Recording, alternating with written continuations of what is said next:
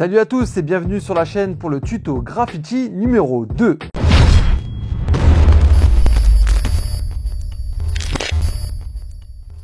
Aujourd'hui, nous allons apprendre les bases de la 3D et les finitions du graffiti sur papier. Pour apprendre la 3D, nous allons utiliser des méthodes de géométrie, une branche des mathématiques. Quoi? Des mathématiques? Bah vas-y, c'est trop nul son tuto, moi je voulais faire du graffiti. Et oui, les graffeurs se sont inspirés de la géométrie, des mathématiques et des arts plastiques. Le dessin, c'est bien pour apprendre et en plus, c'est un outil thérapeutique. Dans cette séance, vous allez dessiner quelque chose qui correspond à votre humeur d'aujourd'hui. Dessiner? Ouais, je sais pas dessiner moi, je vais faire ça, tant pis hein.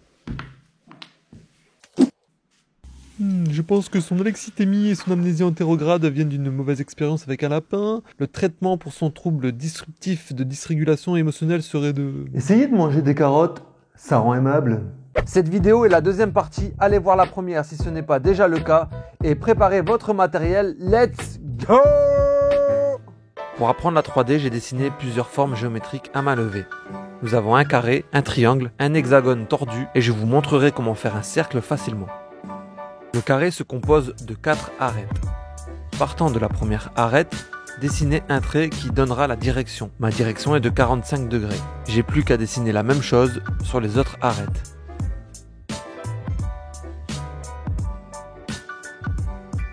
Puis tracez les parallèles. J'ai dessiné des points pour mieux visualiser les parallèles à faire.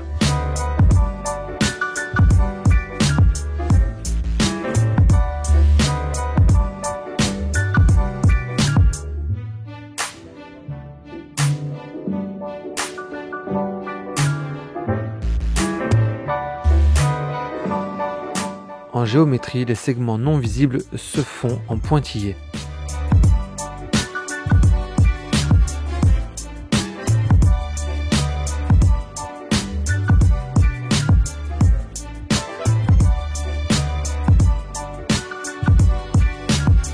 Pour le triangle, nous aurons qu'une seule face de la 3D qui sera visible.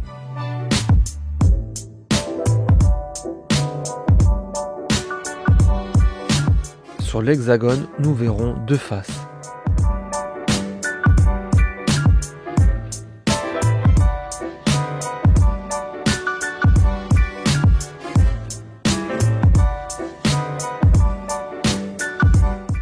Pour faire un cercle facilement, dessinez un carré, puis rejoignez les arêtes du carré en faisant des arcs de cercle.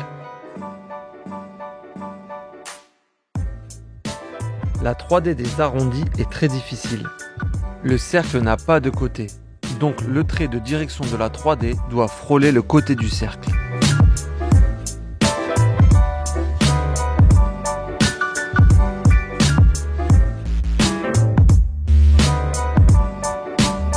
Entraînez-vous d'abord sur les formes géométriques avant de passer aux lettres. Vous pouvez aussi vous entraîner à faire la 3D de l'autre côté à 45 degrés. Allez, c'est parti, continuons mon graffiti.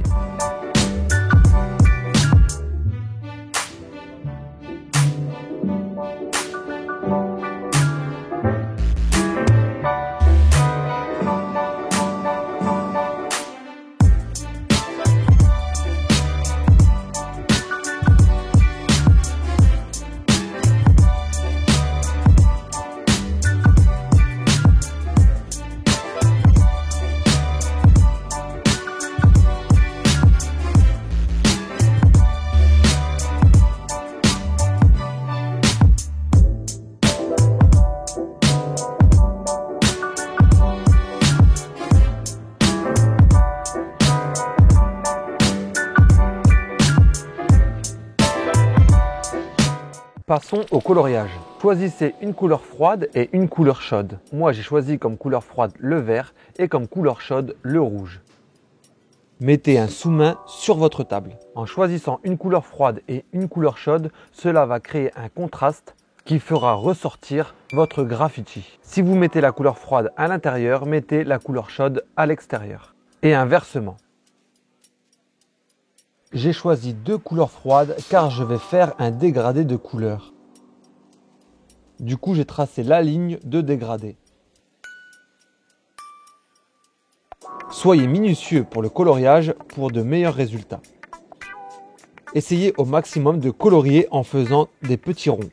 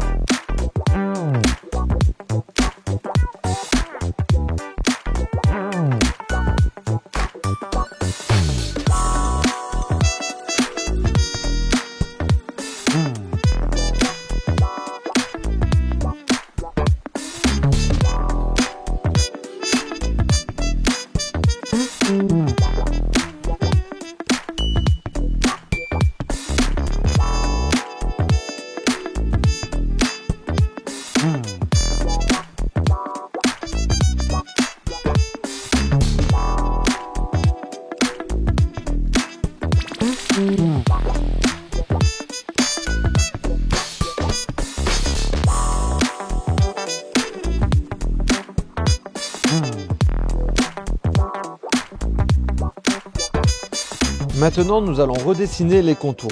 Utilisez le feutre noir fin pour les contours du graffiti.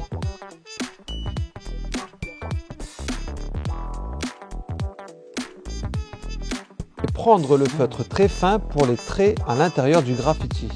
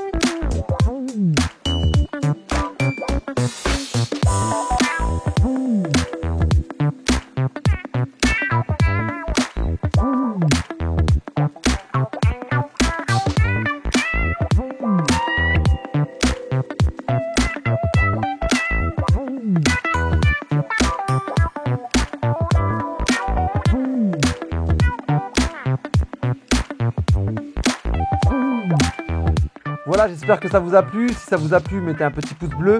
Pour le prochain tuto graffiti, je vais graffer un de vos surnoms. Alors mettez vos surnoms dans les commentaires et je vais en prendre un au hasard pour le prochain tuto graffiti. À bientôt!